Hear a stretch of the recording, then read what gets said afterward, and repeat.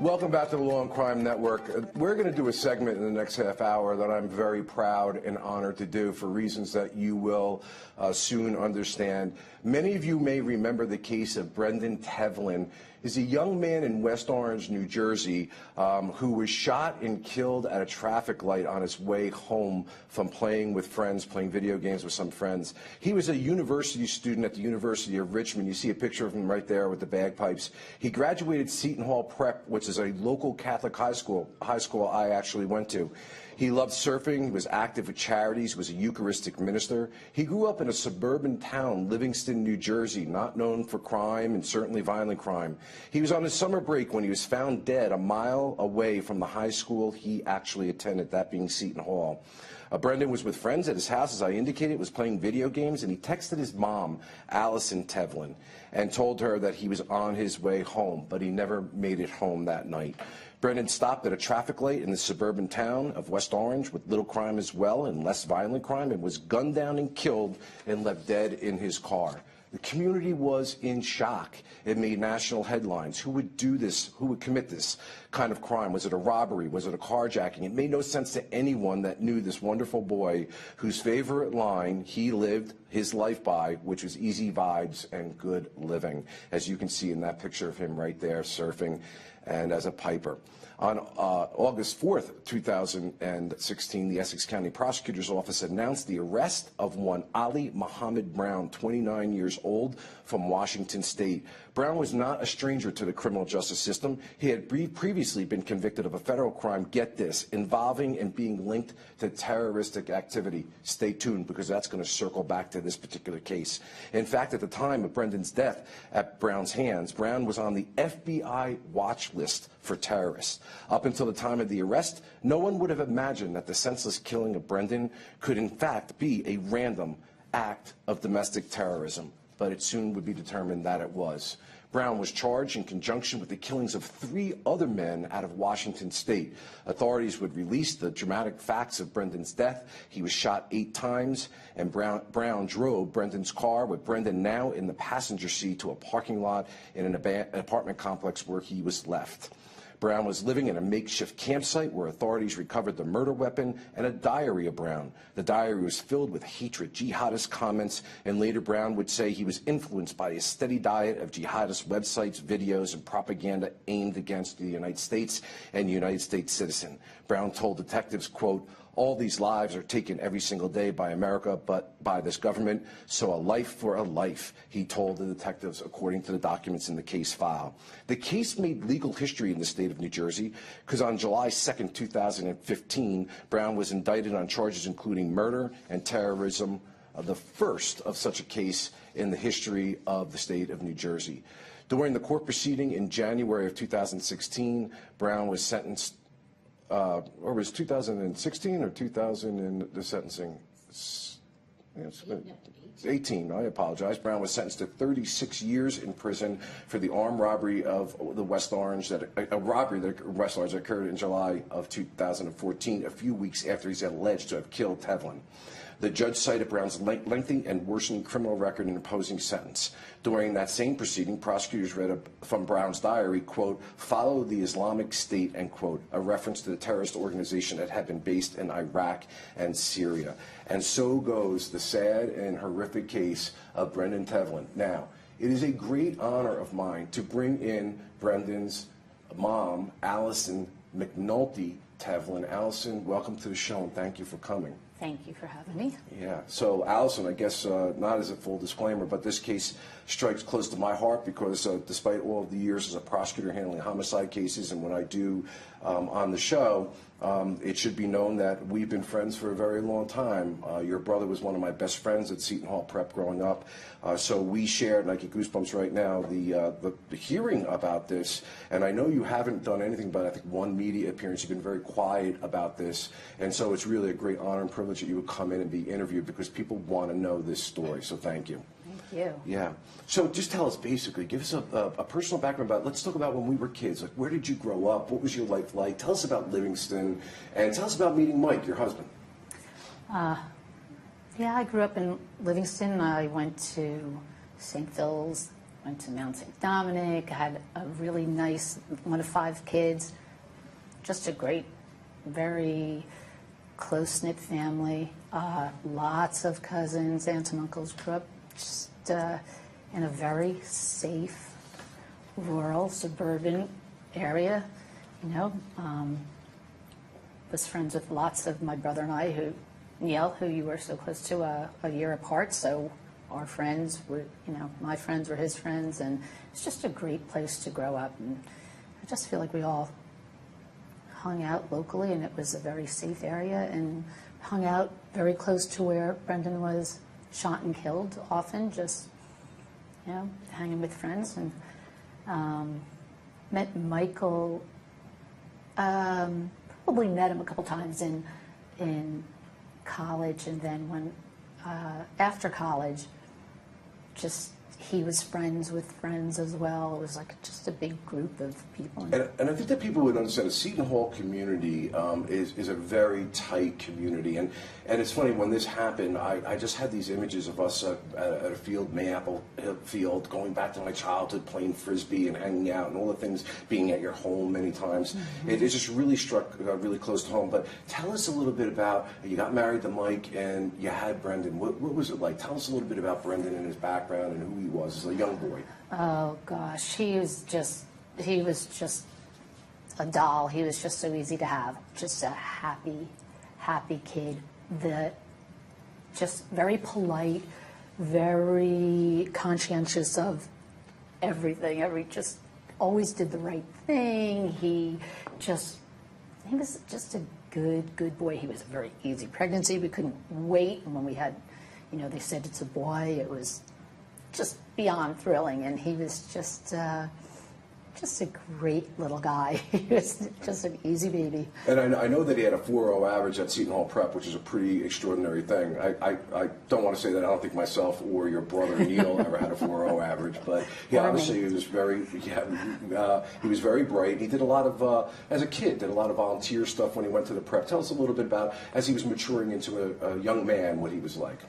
Yeah, he just seemed to always, I honestly think he always saw something good in everyone, never held a grudge, never was really rude. He just was always, he did a lot of volunteer. He worked with kids with autism, and he helped tutor. He became a Eucharistic minister. He did restore the shore, down the shore after Hurricane Sandy. Got a group of Seton Hall boys and one of the teachers down there to help out with that. Just always giving back, you know.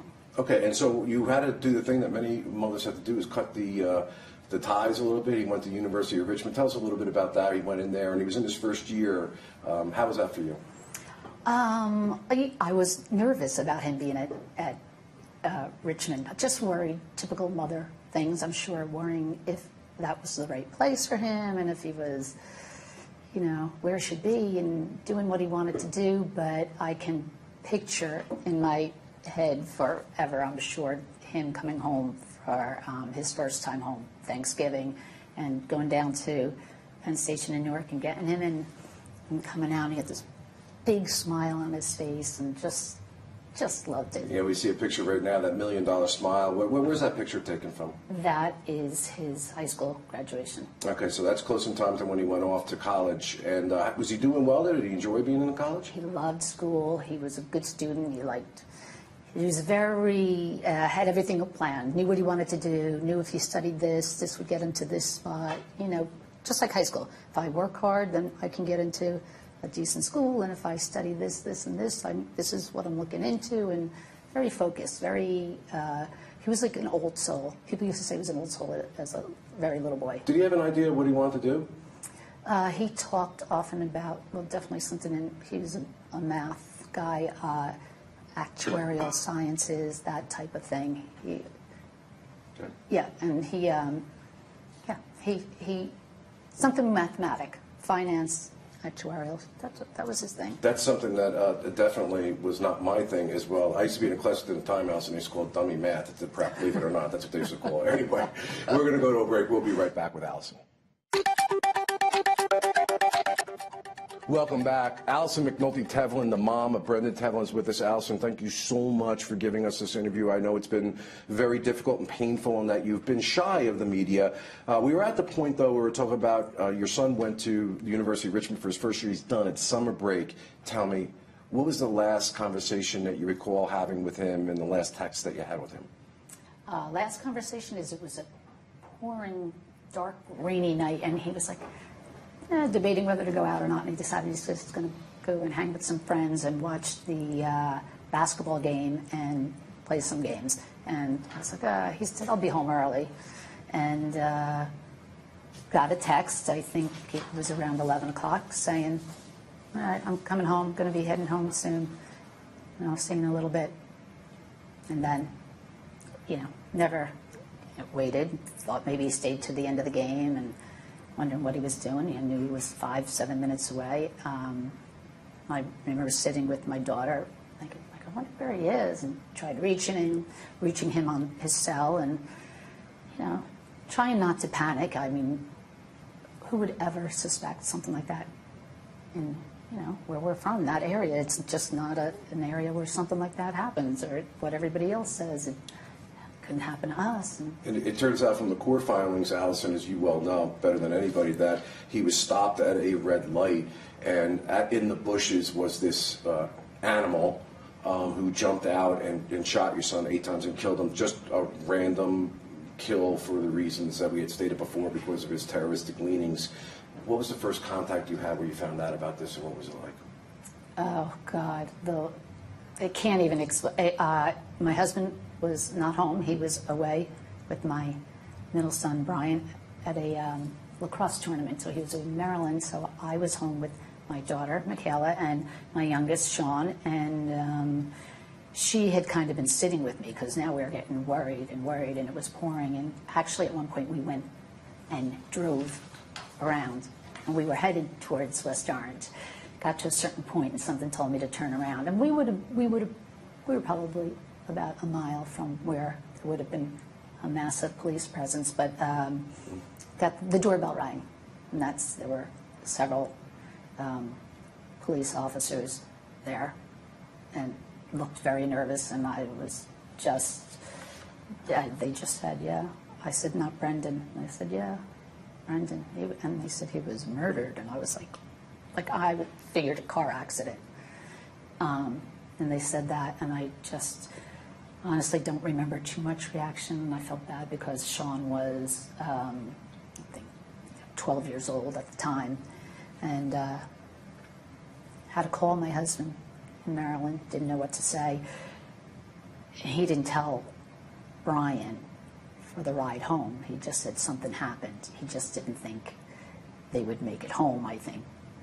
And it was just horrible. By the time Mike got there with Brian, there was just we live in a cul-de-sac, cars, people, news media, like just massive scene on the street. And, they knew. Brian knew right away something far worse than him being in an accident. Was it hard for you to even comprehend when they were initially telling you it was a murder? Like, were you? Oh, yeah. Murder, honestly, I was just like, I can remember, and knew some of the police officers, and one I knew pretty well, and I was like, what? No, that can't be right. Like, he was at a friend's house, driving home at 11 o'clock at night. It wasn't even late. He wasn't in a bad area. He wasn't doing anything he shouldn't have been doing. He was, it was impossible. So yeah. Now you got to go through this court system, and which victimizes victims a second time. And it was a long road. It was years until ultimately, just before a jury was being selected, he pled guilty to a sentence that's going to keep him in jail for the rest of his life, including the first conviction now for the domestic terrorism statute in New Jersey, which is a life without parole sentence. You were in court during the sentencing, and you had made a statement, and we have a little bit of a video clip of that statement. I'd like to show it to our viewers and come back on the other end. The very definition of depravity, when you see a defenseless, unsuspecting, unknowing victim, incapable of getting away, being shot, trying to escape and then being executed. The depth of the pain that one goes through when they lose a child. It's something no parent should ever have to endure. It's something you never get over. It's the first thing you think about when you wake up, and the last thing you think about before you go to sleep. Now, I have been a judge for over 8 years, and this clearly is one of the most, if not the most, heinous, horrific, brutal crimes that I have ever presided over. And I hearken to say that in all my years prior to getting on the bench, I've never been involved in a case with this kind of brutality. Your callous, ruthless, barbaric behavior is truly more akin to the actions of a monster rather than a human being. Allison, I know from that sentencing that while he said he made some stupid mistakes, he never apologized. He never said he was sorry. Did that bother you? I don't know if it bothered me because I think he is, not right. I don't think he can understand his. No, I don't think he would have any remorse for anything he's done. The fact that he didn't apologize just, it struck me more that he was so offended that he was going to be imprisoned and would miss out, which he said, on raising his 2 daughters. Go get that, man. That takes a lot of chutzpah to be saying that in court. But Allison, as I know from the family, and by the way, a funeral like I've never seen before in that church, the pipers and those drums. I remember I actually called my wife to listen to the church was thundering. It was shaking, literally, the pews. And there had been so much support in the community, the Irish community, the Shillelagh Club, the Seton Hall Prep community. But I want to also talk about the collateral consequences of this, the family. And there's a clip of your daughter, Michaela. And let's just take a real quick look at that because I think she made some pretty profound statements. I was naive to believe that there is absolutely nothing that could cause enough pain and desolation to break a person's heart. That was prior to June 26, 2014, around 4:30 a.m. when 3 detectives stood at our front door to tell us that my older brother was murdered. It was in that moment I thought my chest was caving in on itself. It was nearly impossible to catch my breath. My entire body had gone numb, and the only thing I felt was the immense pain in my heart. It's the heartache I felt every night in the summer of 2014 when my mom would climb into bed with me and cry herself to sleep.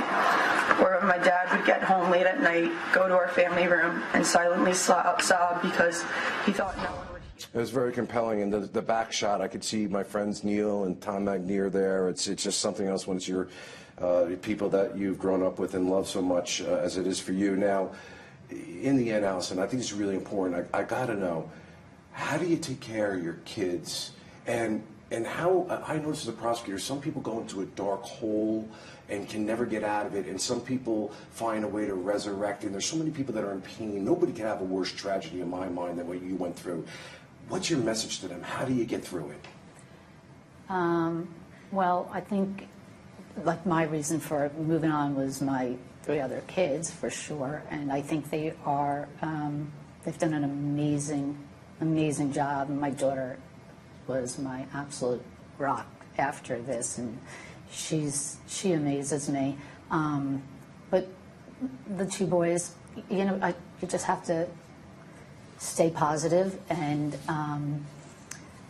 try to believe that love will triumph over evil, because if you don't, then they win. And it's been, the country seems to be having a lot of issues these days with, guns and crime and just crazy, unbelievable things. So I think, my kids, but I had a lot of support from as you said, the community, the Seton Hall community, the Livingston.